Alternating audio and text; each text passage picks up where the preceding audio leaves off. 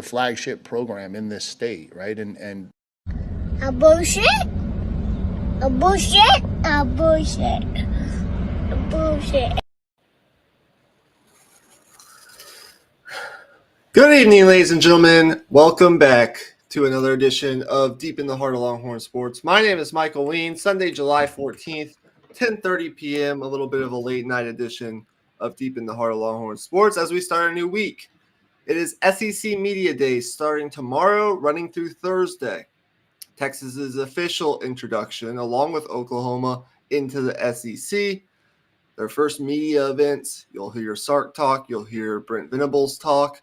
You will hear all the other SEC coaches talk, including Kirby Smart, Kalen DeBoer.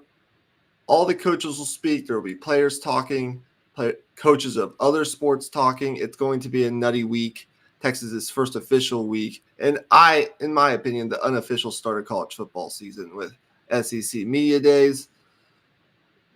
I've seen a lot of people complaining about the time on the calendar in sports right now. But today was a great day. We got the Wimbledon final for the men's. We had a Copa America final, which is actually still going on right now. Yeah. We had the Euro final, which Spain beat England. We had the MLB draft for those who maybe tuned into that for a little bit. And a good WNBA game today. This is Caitlin Clark in the Indiana Fever, I believe, took down the Minnesota Lynx. So, in a game that I watched the second half of. So, with all that being said, not too bad of a time to be alive. We're now officially into the MLB All-Star break. Let me welcome in my co-host for tonight. As always, joining me, fellow Longhorn fan himself, Mr. Emmy Nixon. What's up? Nothing much, man. The thing on my mind lately, college football wise, has been this new college football game that's coming out tomorrow for some, and then next Friday for everybody else. Mm-hmm. I'm not gonna play it because I don't have a console, but I'm gonna be watching a fuck ton of those YouTube videos. For being honest, just because the game looks so good, man. But yeah, we're not getting into that right now. But yeah, it's college football season officially now, man. I'm fully in that mode. I believe there was a live stream earlier today where Quinn Ewers was playing the game against maybe like Chad Johnson or someone. He was playing against someone. I didn't watch it. Don't know what happened, but I know he was playing the game earlier. Anyways, we've got a lot to get into, so let's just go ahead and get into SEC Media Days here for the next 10 or 15 minutes. Do you want to start? I guess I'll just ask you this.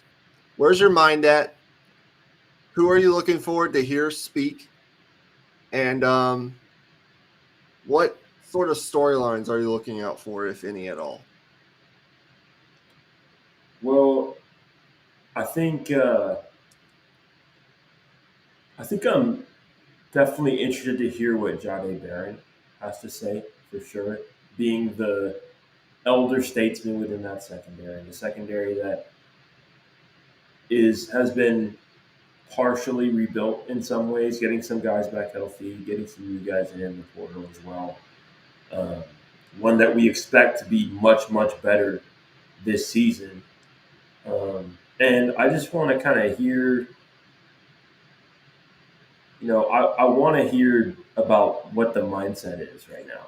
Like, I'm curious about it, and I'm hoping for the best with it, but I want to hear it from the players themselves, not just from coaches saying like, oh, this guy looks great in practice, that guy looks great in practice. Like, I want to hear what the actual player is saying about it.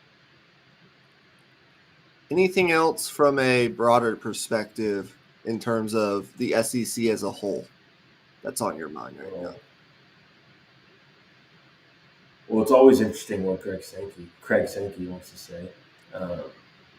Hearing him speak, definitely with his role and where college football is heading. Like, he's basically the tied for first most powerful guy in college football right now, next to Big Ten's commissioner. So everything that he says about where he wants college football to go is probably where college football is going to go. So um, that would be where I would go with it. There are 3 questions on my mind I immediately want to hear people, the media, ask Sark. Number 1, how big of a factor is this new in-helmet communication that has been installed in college football? How big of a factor is that going to play in this year's offense? How much will it help? What will be the challenges? That sort of thing. Look, those big signs and posters might not go away, but the effectiveness of those signs and posters where the head coach would have to speak into the ear of said assistant or assistants, the play call, and then they would have to hold up the signs to which then they would have to, relay to the quarterback. That's no more. It's much like the NFL now. So I want to hear, they were only allowed 15 practices in the spring to figure this thing out. How comfortable do they feel with it right now?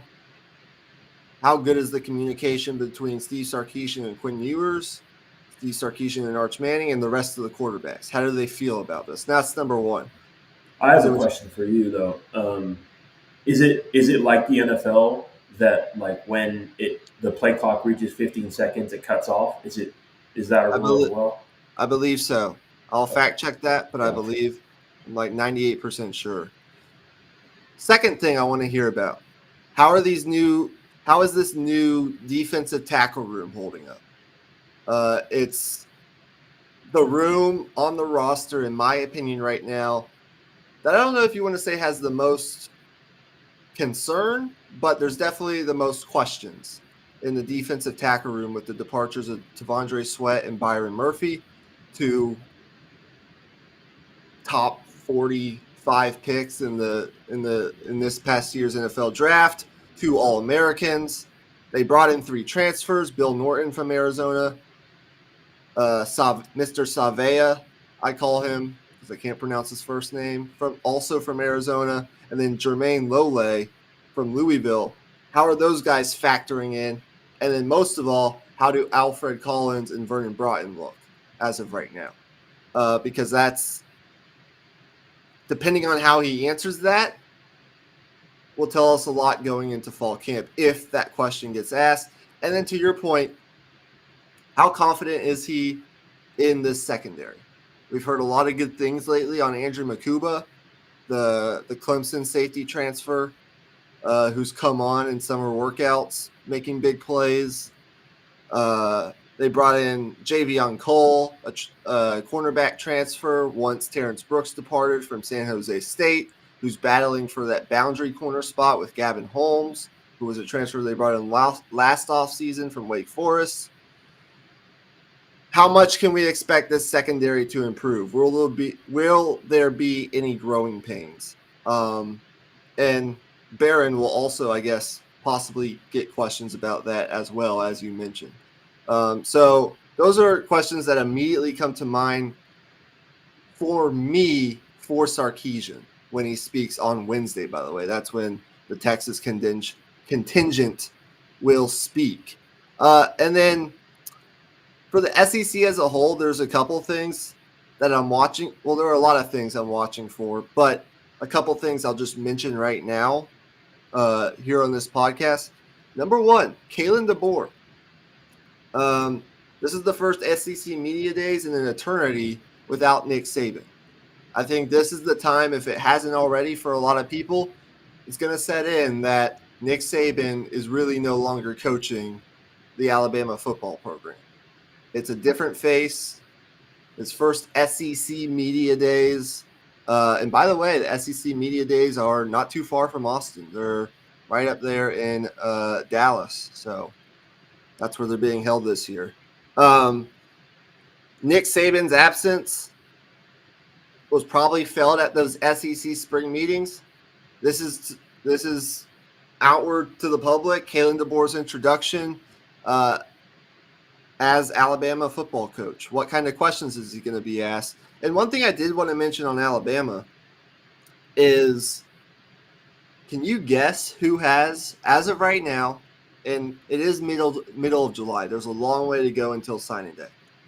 But who has the number one recruiting class according to Rivals and the On3 industry recruiting rankings for 2025? Who has the number one class in the country right now in recruiting?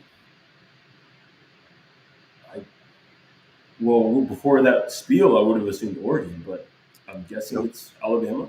It's Alabama. For all the people hoping that Alabama is going to go away anytime soon, that's not going to happen.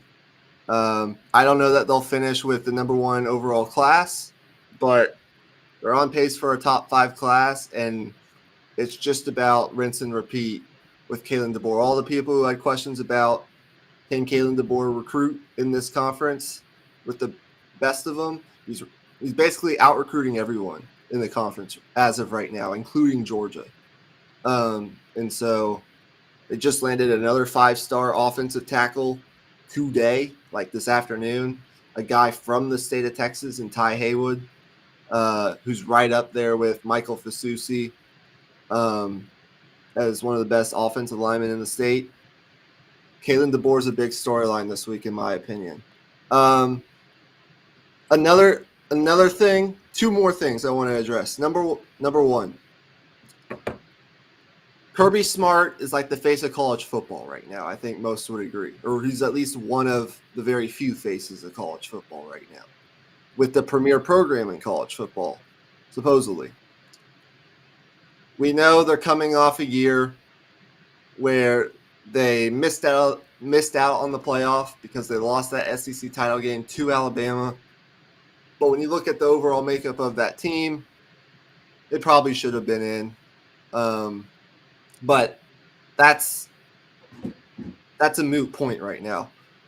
I don't know if you've heard about the recent troubles, off the field troubles that Georgia has had with the continued speeding problems that they have with some of their players in the program.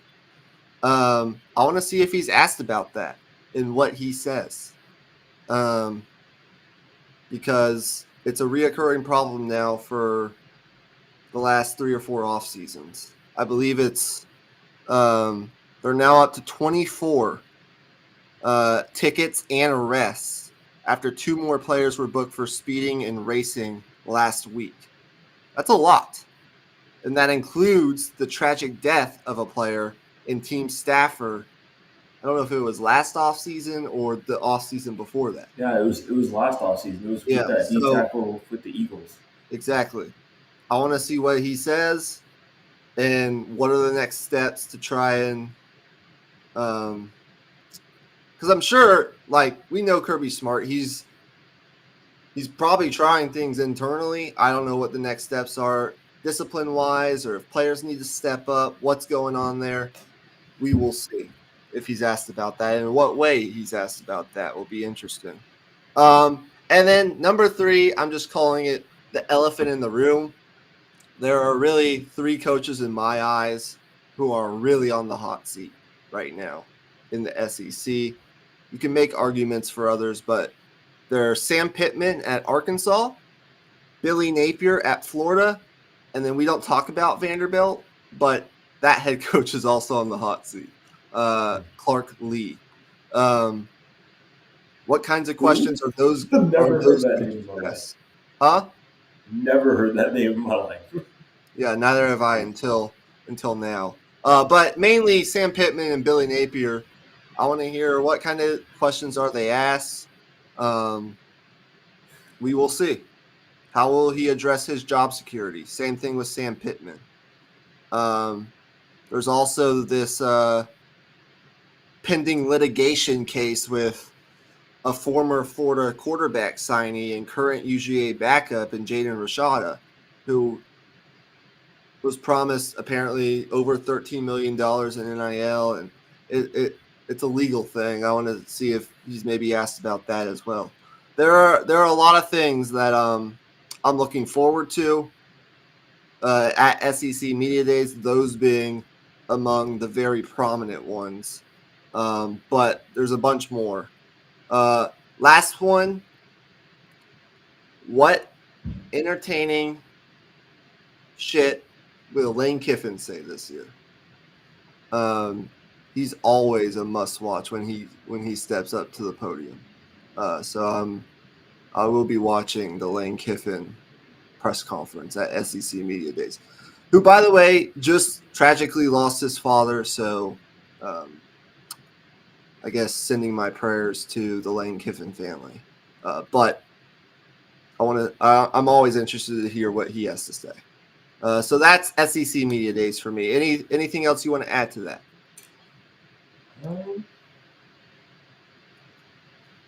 I think another team that's interesting is Tennessee. I think with them having a new quarterback that people are pretty excited about.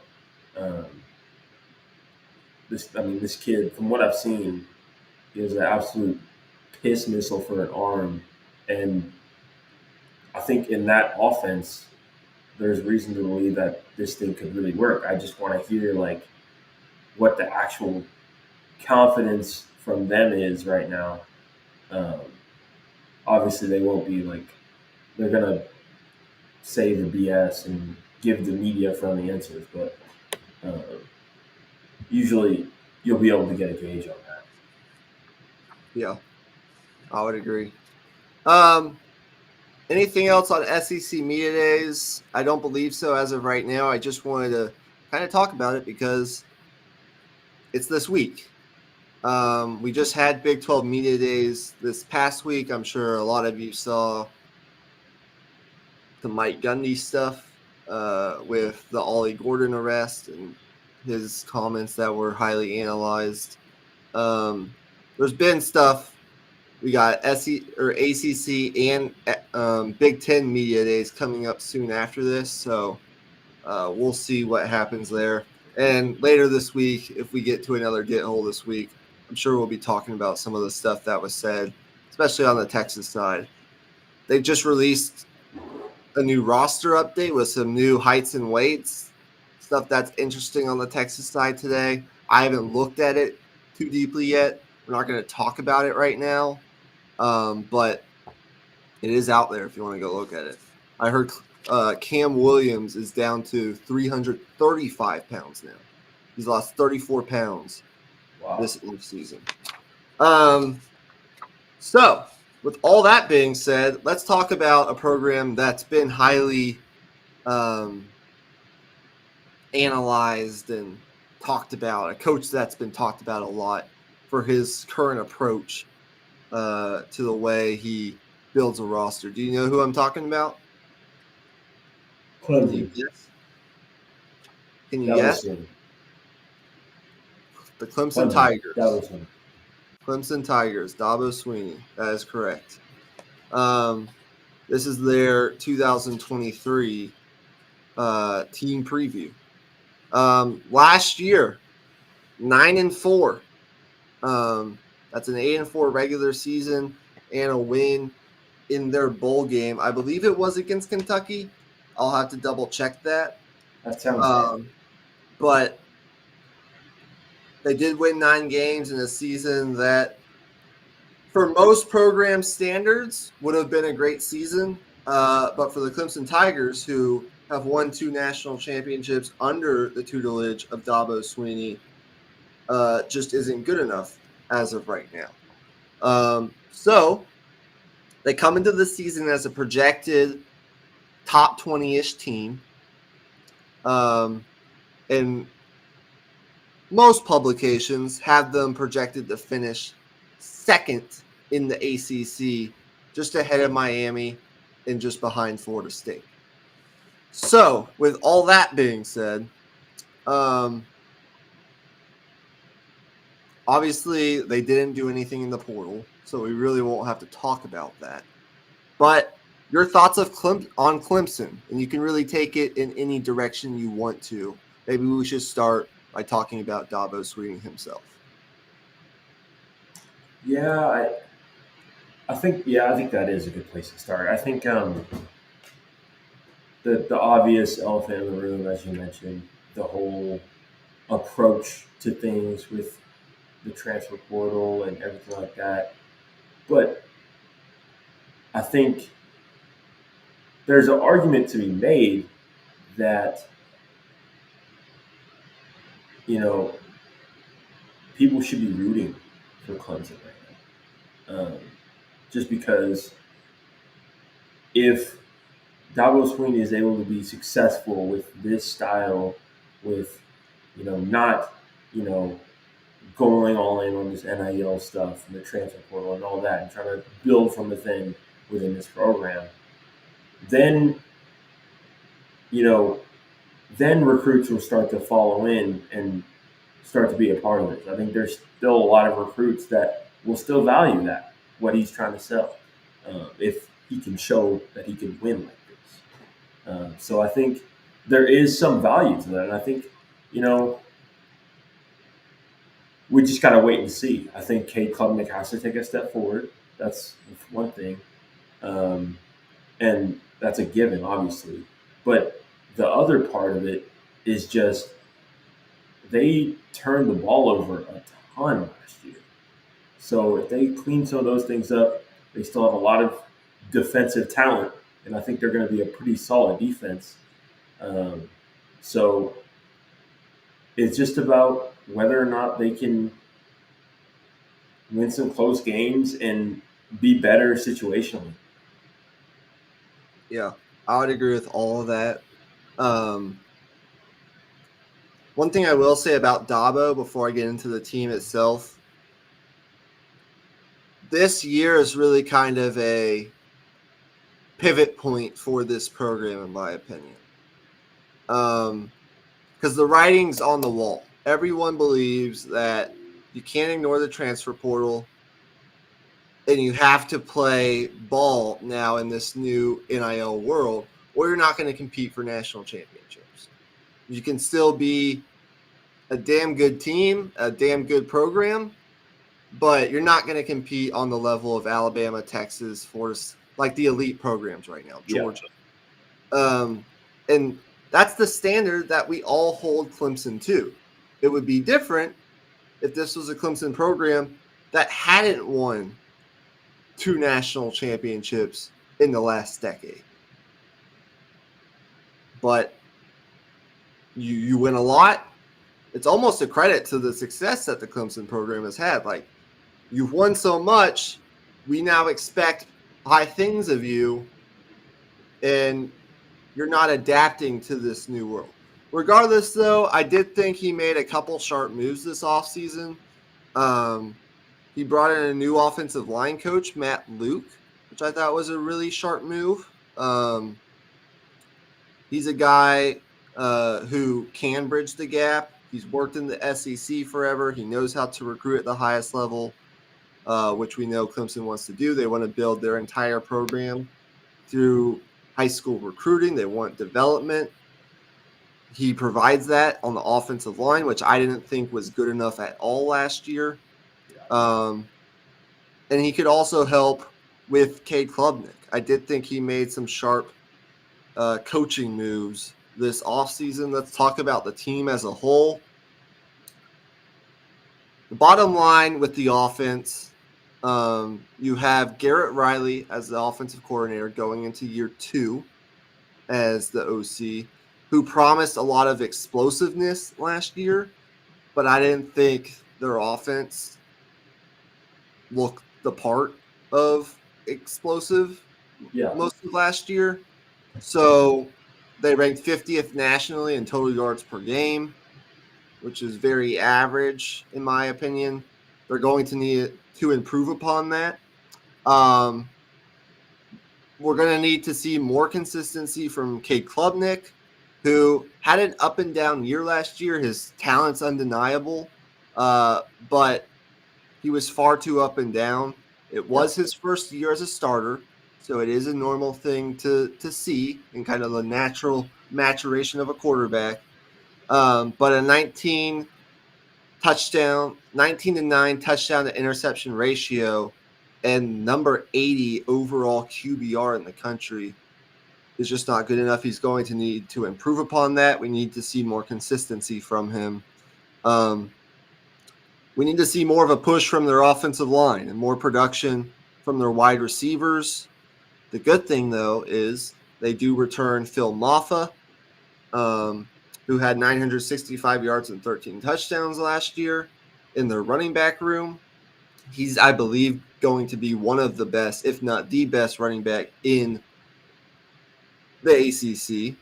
And they do return a couple highly touted wide receivers that they've recruited into their program. And I think the best thing overall for them is they return 4 starters on their offensive line. So I do expect to see a big jump from them in terms of their consistency on the offensive line. So I have some confidence in Cade Klubnik in year 2.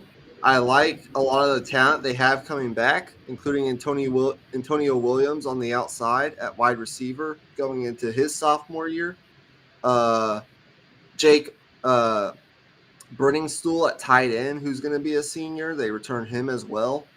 I like some of the talent here. We're just going to need to see more consistency.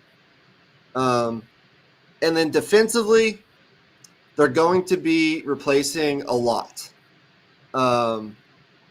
Barrett Carter, a veteran linebacker, and RJ Mickens, a safety who had 50 tackles last year, both opted to return. But outside of that, they did lose quite a bit from last year's defense. And we'll see, how they handle that. I do, though, expect this Clemson defense under Wes Goodwin, their defensive coordinator, to be one of the better defenses in the country. So that's kind of my stance right now on Clemson. They ended last year with 5 straight wins after starting 4-4. That should give them confidence going into this year. They've been an AP preseason top 10 team each of the past 3 years. But they finished no higher than number 13 in the final poll during that span. So it's been a down couple of years for Clemson's standards. I do still think they're an upper tier ACC program, but they have some work to do to be a playoff contender, in my opinion. I want to see them do it first. And if they do it, it'll be a chance for Dabo Swinney to basically give a big FU to the media and prove us wrong, which I'd actually love to see him do. So any other thoughts on Clemson? Well, it's still, gonna gauge on whether they beat their rivals or not. I think they're still a step above the, I would say, second class group within the ACC. So it's just whether or not they beat the Miamis of the world, the Florida States of the world, or even Louisville. They also play Georgia week 1 as well. So if they were to lose all 4 of those games, that's 9-4 again. So that's still going to decide whether or not they have a successful season. Yeah, their schedule doesn't really do them any favors. They have Georgia to open up the season on a neutral site in Atlanta. It's not really going to be a neutral site. Got news for you guys. Then they play App State. It's a home game. You would expect Clemson to win that game, but it's Appalachian State. We've seen that story many times before. And they're expected to be one of the better teams in the Sun Belt once again. And then you have to play NC State, who's a sleeper team, in my opinion. in the ACC to open up conference play. That's not an easy start to your schedule. And then 2 weeks later, you got to go at Florida State. It's not going to be easy, but the second half of their schedule does lighten up a little bit. If they lose that Georgia game, they need to beat App State and they have to beat NC State to get off to a good start. Because you can't start 2-2 again like you did last year. You got to get off to a better start than that. Okay. I'll tell you what. We're going to talk about USC, and then we're going to wrap things up for tonight. That sound good to you? Yep, sounds good. All right. To start things off, I think the question I have with USC right now is why isn't the recruiting stuff clicking right now for Lincoln Riley?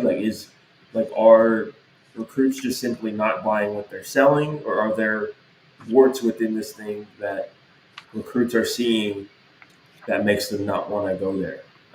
That's the thing that's kind of on my mind. And I'm interested to hear what you say to that type of thing, because I know you're much more tuned into all this recruiting stuff than I am. I'm not super plugged into USC recruiting, but what I will say, and I think Josh Pate talked about this in one of his last shows, what's going on at USC. The only thing I can really think of is at one of these, what I would call glamour programs in college football. You can kind of guess what those are, like USC, Miami, and Texas Force. Maybe Notre Dame. Maybe Notre Dame, and in the South, like Texas Sports Brand. There are a couple of them, like one of these big brands in a major city with the flash, right? Right. There's a lot going on in these programs. And when you take the USC job, I think Lincoln Riley, by taking that job, didn't have all his ducks in a row. I don't think, because USC, with the NIL that they should have in place, with everything that USC should have in place, going all the way back to like the Pete Carroll days of dominance, when they, of course, didn't have NIL in this new world of the transfer portal, but they were recruiting at such a high level. Whether it's the boosters, the NIL collectives, the athletic department, the coaching staff, between all of that, there's something not right. There's like a missing link or two. I don't think they're all on the same page in pushing that forward. They're not all pushing the boat in the same direction. Because I know for a fact that when Sark took over for Tom Herman, and we know how much you have to deal with as the Texas football head coach. It's not just the media in your team, right? It's boosters and the collectives and the higher-ups at Texas, right?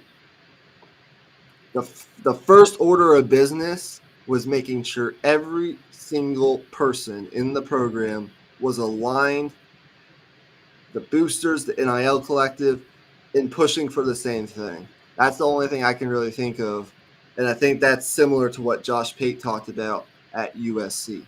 All the best programs right now have their shit together. I don't know that USC completely has their shit together, believe it or not.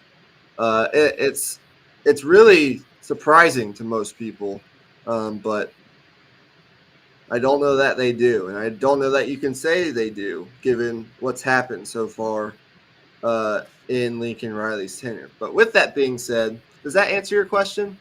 Yeah, definitely. And I think definitely like if you were to have told me, 2 years into this thing with Lincoln Riley, 2 years of Caleb Williams, mind you, that we'd be sitting here just with completely just questioning whether or not this team can stay afloat in the Big Ten, let alone, you know, not even compete to win it, just stay afloat, be competitive, and that's baffling to me because I see Lincoln Riley as a much better coach than that. Yeah, I would agree with that. Last year, 8-5 record, 5-4 in the Pac-12. They did end their season on a positive note.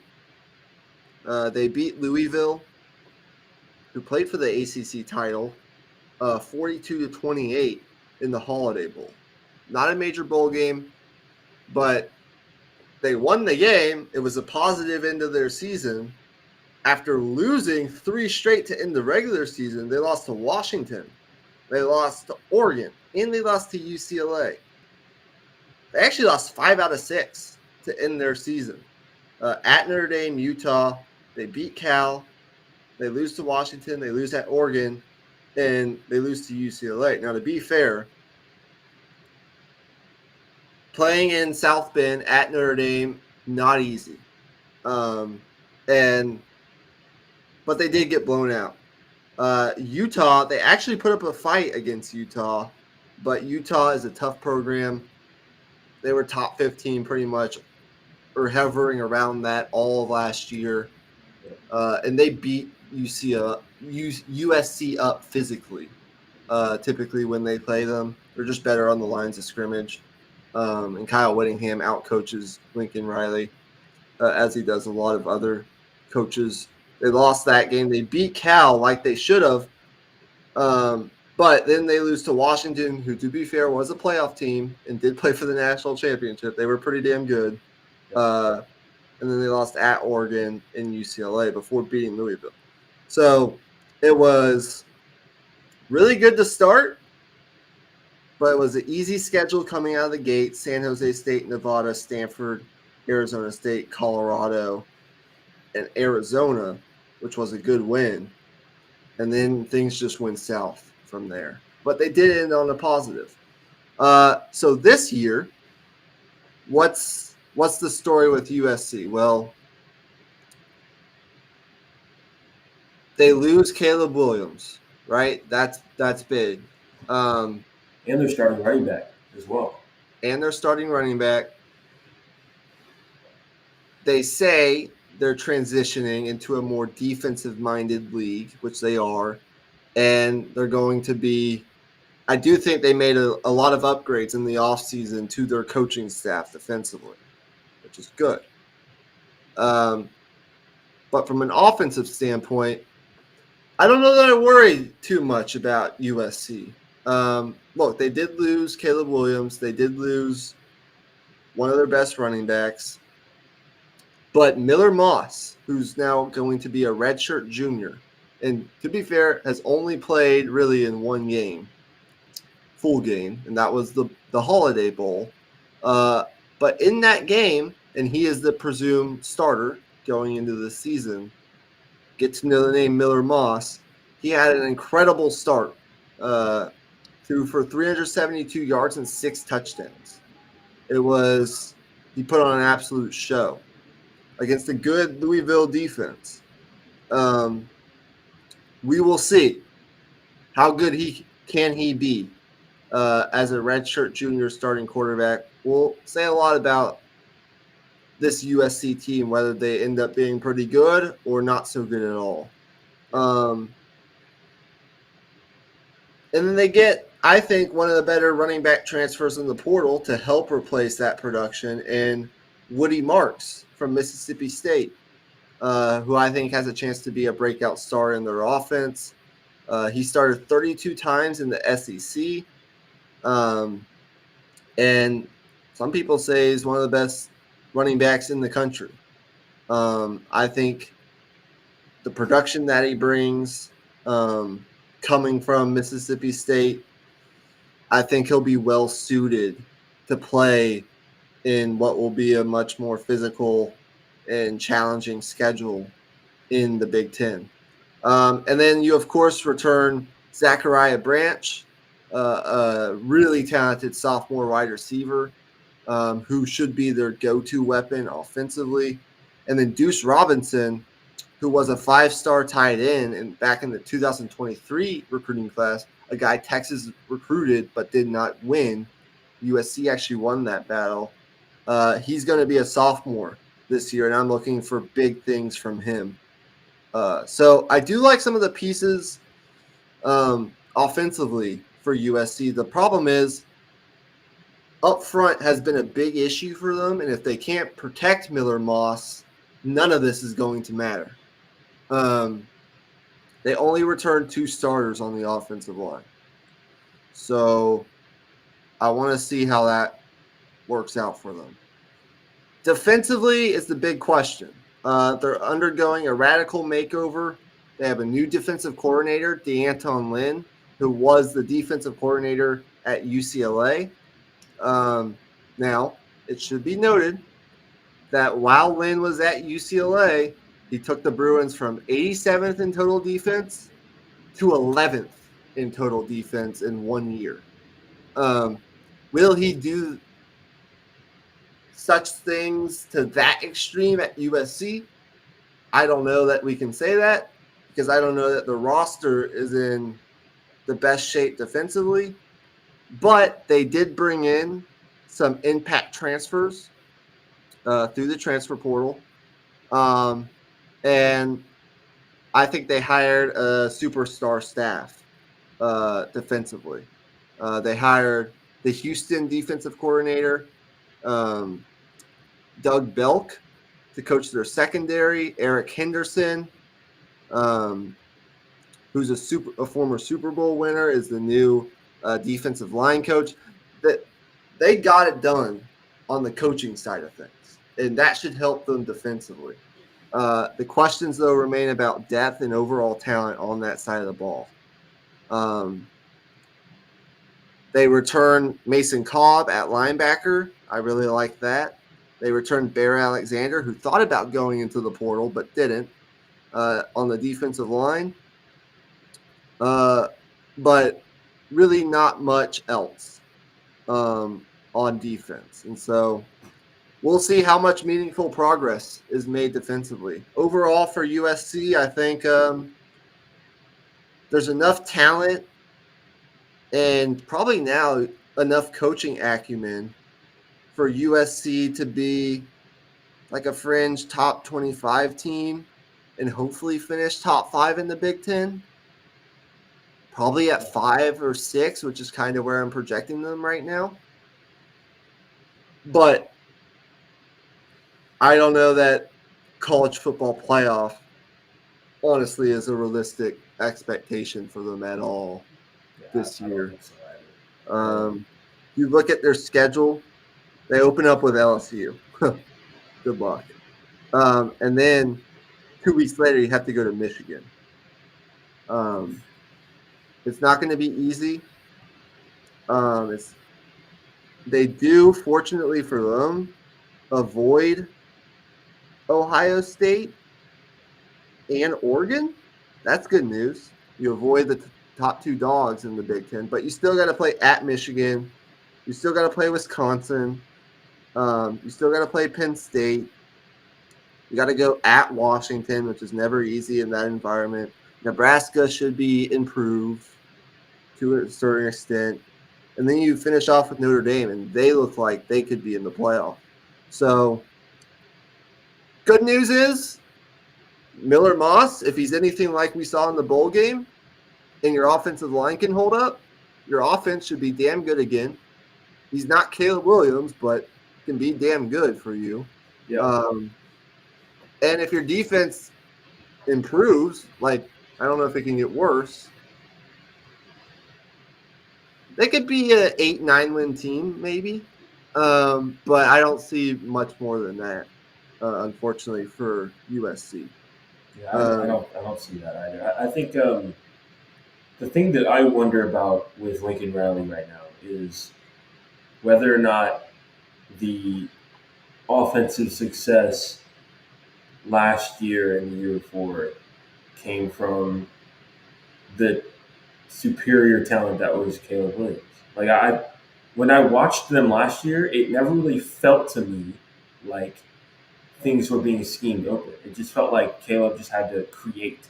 And I don't know if that was because the offensive line was terrible or if that was because like maybe the receivers weren't executing the things the right way.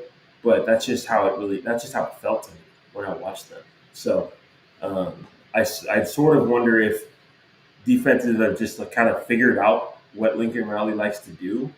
Um, and maybe he kind of needs to adjust. Like we've seen offensive coordinators have to do that before, or offensive coaches rather have to do that. Sean McVay has done it. Kyle Shanahan has. Um, there's countless examples. Last thing I'll say on USC, if there's one unit that could potentially make somewhat of a difference for them, it is special teams, actually. They return a veteran kicker and a veteran punter, but they do have Zachariah Branch returning kicks and punts on special teams, and he was one of the most electric players in the sport as a freshman last year. He was an All-American special teamer. As a freshman, he scored on both punt and kickoff returns last season. So maybe in a couple of these close games, given that they have veteran players on special teams, maybe that makes a difference in a game or two. Who knows? You never know what can happen these days in college football. Okay. I guess on a scale of 1 to 10, how much pressure do you think is on each of the coaches that we discussed tonight? Lincoln Riley, probably more so, and Dabo Sweeney. And by pressure, I don't mean like maybe necessarily going to get fired or will be in the hot seat, but just however you interpret like pressure or needing to win. On a scale of 1 to 10, how would you kind of diagnose each program? I actually do think it's rather low for both of these guys. I think with Dabo, like obviously there's stuff to prove with his Approach. his approach. Yeah, definitely. But at the end of the day, like he's a national championship winning coach, two-time national championship winning coach, and there's not a lot of those left in the sport right now. So I think, regardless of what his approach may be, like I think guys are still going to want to come play for him, regardless. And I think that matters. The thing with Lincoln Riley for me though is he has a first year starter at quarterback, and obviously like you want to see improvement year over year over year, but I think first year in the Big Ten, I think expectations will be hampered a little bit.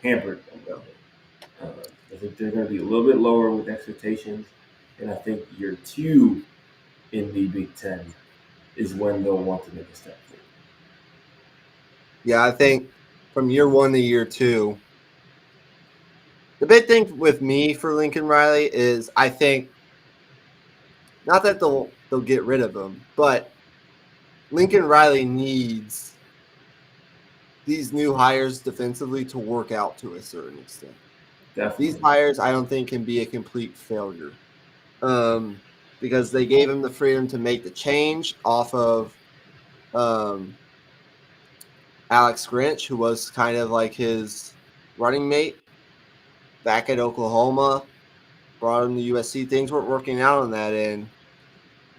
They were good friends. They had to part ways with that part of the coaching staff. It's I think the pressure for him is seeing improvement year 1 to year 2 defensively. Because I really have no doubts, even if there's some growing pains this year on offense with Miller Moss being a first-year starting quarterback in a tougher defensive conference. I do think with the talent they have offensively, the skill talent, they'll still be a good offense.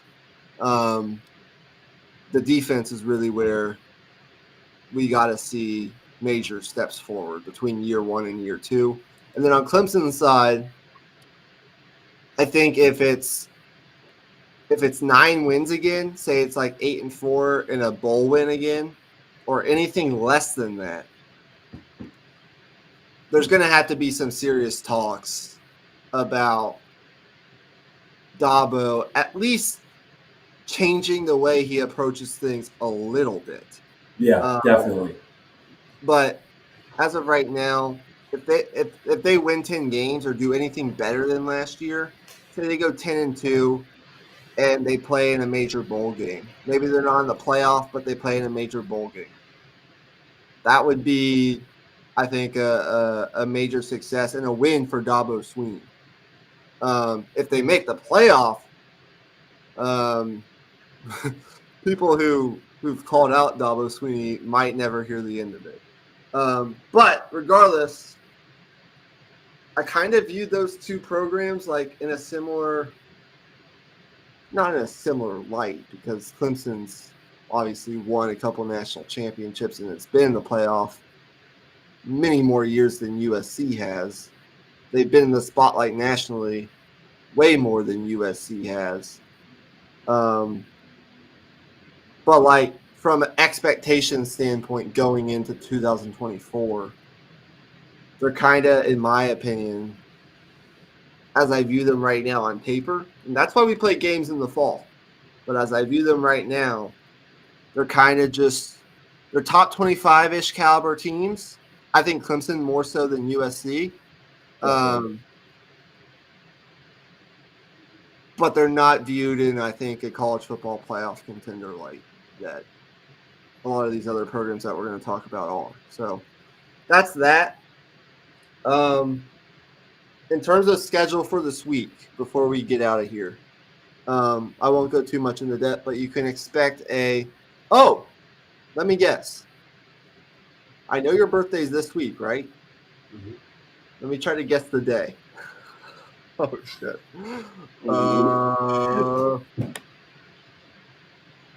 Friday, the 19th. Yeah, Friday. I knew it. Okay, so I'm assuming there will be no podcast then. Do you have any celebration plans? I'm assuming. Yeah, so what are you doing for your birthday? You don't have to go. Yeah, so I'm kind of in the dark on that right now because my girlfriend is actually planning like a surprise for me that afternoon and evening. So so some kind of surprise. Yeah, some type of surprise. I'll keep you posted. And you're gonna be 22? 23. 23. Jordan year. 23. Awesome. Happy early birthday to Emmy. So there will be no podcast Friday, and we haven't talked about schedule for this week. But what you can probably expect this week, it's the Open Championship. Right. So there's going to be a golf episode. Our last major of the year, by the way. There's going to be another NFL preview episode, I'm guessing. Definitely. And then I'm hoping we can do an MLB episode this week as well, as the All-Star break has officially started. That's at a minimum. And then whatever we get to during the weekend, next weekend, and so forth is what it is. We may get to something, we may not. We will see. So I'm off tomorrow, so there's a chance. I still haven't talked this over with Michael yet off camera, but there is a chance that we'd be able to live stream the Home Run Derby tomorrow and record that golf episode as well. But we'll get that all hashed out off screen, and we'll have that schedule out on social media later tonight. All right. So with that, I thought we were incredibly efficient tonight. 56 minutes. And we'll continue our college football team previews throughout the next couple of weeks leading into fall camp. So I'm Michael Wein. He's Emmy Nixon. We'll see you probably tomorrow for an episode or two at some point. Keep an eye out for that. Keep an eye out for the schedule, as Emmy said. And we'll see you next time. Have a great night. Peace out and hook 'em horns. Peace.